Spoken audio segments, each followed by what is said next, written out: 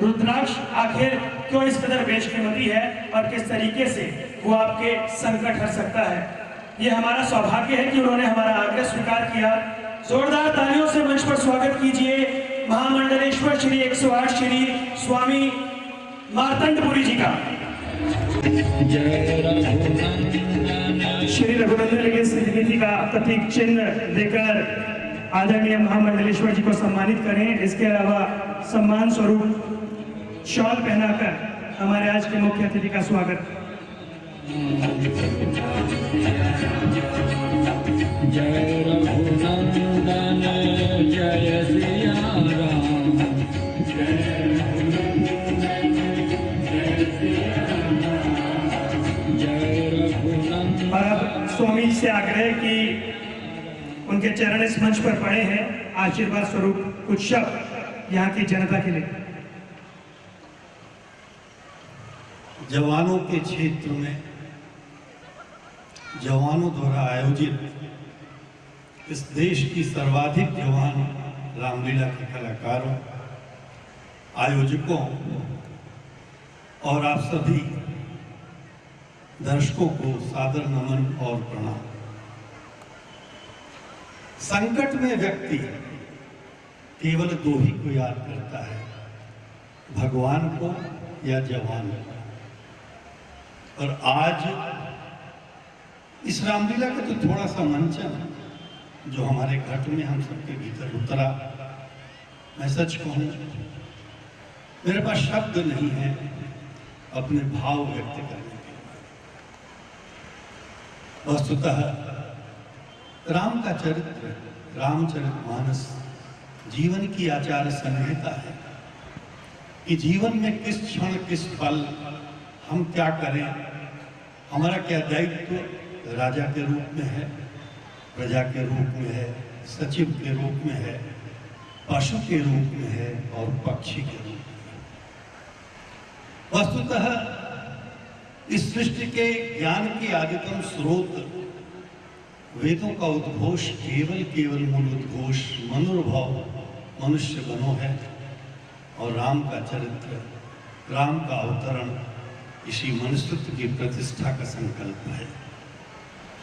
और आज विश्व में कोई भी कथा ऐसी नहीं है जिसकी व्यापकता राम कथा से अधिक हो, देश हो विदेश हो। और मुझे सचमुच सच कहूं, मैं अपनी उपस्थिति को अपने प्रारब्ध और संचित का प्रस्फुटन और पल्लवन ही मानता हूं कि मुझे आने का अवसर मिला। आप सबकी शुभकामनाएं, सबके आशीर्वाद और इस कथा से जुड़ने का अवसर मिला। मैं तो केवल एक ही संदेश अपने भीतर भी पाता हूं और आप सबके भीतर भी चाहता हूं कि आप देखें कि हमारे कोई भी देवी देवता का चित्र, उसमें वृद्धावस्था नहीं है, यौवन है। और मैं समझता हूं कि जब तक हम समाज के सपनों की ओर, आदर्शों की ओर चलते रहते हैं, वृद्धावस्था हमारे पास नहीं आ सकती। और राम कथा या इस प्रकार की जो भी कथाएं हैं, हमें चिर युवा बनाने में, युवा का संकल्प देने में समर्थ हैं। मैं व्यक्तिगत रूप से एक ही बात मानता हूँ, अपने पर भी लागू करता हूँ कि अगर अब हमारा पास्ट हम पर हावी हो गया तो हम बूढ़े हैं, सपने हैं तो जवान हैं। और मैं समझता हूँ कि राम कथा या प्रस्तुति, आप सबका यह आयोजन प्रतिपल प्रतिक्षण जीवन में नए सपनों की प्रतिष्ठा कर रहा है। और मैं तो बहुत साधारण सा व्यक्ति हूँ। प्रभु ने मुझे यह जीवन दिया, बहुत से संकल्प दिए, मैं दिन प्रतिदिन संकल्पों के पीछे ही चलता रहता हूँ। हमारे अभी मित्र ने रुद्राक्ष की बात की, हालांकि अवसर नहीं है। प्रभु ने मुझे एक संयोग दिया है, निर्देश दिया है कि मैं पूरे भारत में रुद्राक्ष के पौधों को लगवा रहा हूँ प्रभु के निर्देश पर। और 40-50 हजार से पौधे पूरे भारत में लग चुके हैं और विज्ञान के दावों के बावजूद लग चुके हैं। यह भी शिव का, राम का, प्रभु का ही प्रताप है, मेरे जैसा व्यक्ति नहीं। और मैं समझता हूँ जो भी व्यक्ति इस देश में है, हमारे यहाँ मनुष्य को भी वृक्ष कहा गया है वेदों में, जिसकी जड़ें ऊपर होती हैं। मैं समझता हूँ कि इस मनुष्य रूपी वृक्ष को सिंचित करने का, परिपूरित करने का, उसे फलित करने का, उसे पुष्पित करने का, उसे पल्लवित करने का माध्यम राम कथा और रामलीला से अधिक नहीं हो सकता। मैं जानता हूँ कि जिस रस में आप, जिस आनंद में आप निमग्न थे, या मेरी उपस्थिति आपको ऐसा ही लग रहा होगा जैसे मंदिर का प्रसाद खाते हुए मिट्टी का कोई टुकड़ा मुंह में आ जाए।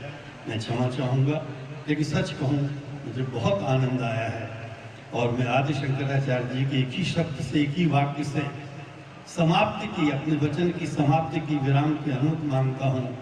आदि शंकराचार्य जी ने कहा है कि मनः प्रसादेन परमात्म दर्शन, मन की प्रसन्नता से ही, मन के आनंद से ही परमात्मा के दर्शन होते हैं। और इस प्रकार के आयोजन हमारे भीतर आनंद की प्रतिष्ठा करते हैं, क्योंकि त्याग और तपस्या का जो दृश्य था, सुख वस्तुतः पाने में नहीं है, देने में है। राम कथा का और संपूर्ण सनातन संस्कृति का मूल उद्देश्य, मूल संदेश यही है। मैं बहुत आभारी हूँ आप सबका कि आपने मुझे अवसर दिया, मुझे बहुत अच्छा लगा और मैं सीख कर जा रहा हूँ, कुछ अपने भीतर युवा संकल्प लेकर के जा रहा हूँ, क्योंकि सभी युवकों को देख करके मुझे बहुत अच्छा लगा। और जवानों का क्षेत्र है, फिर मैं कहता हूँ कि सबसे जवान रामलीला, जीवन भर इस रामलीला को जवान रहना चाहिए। बहुत बहुत धन्यवाद।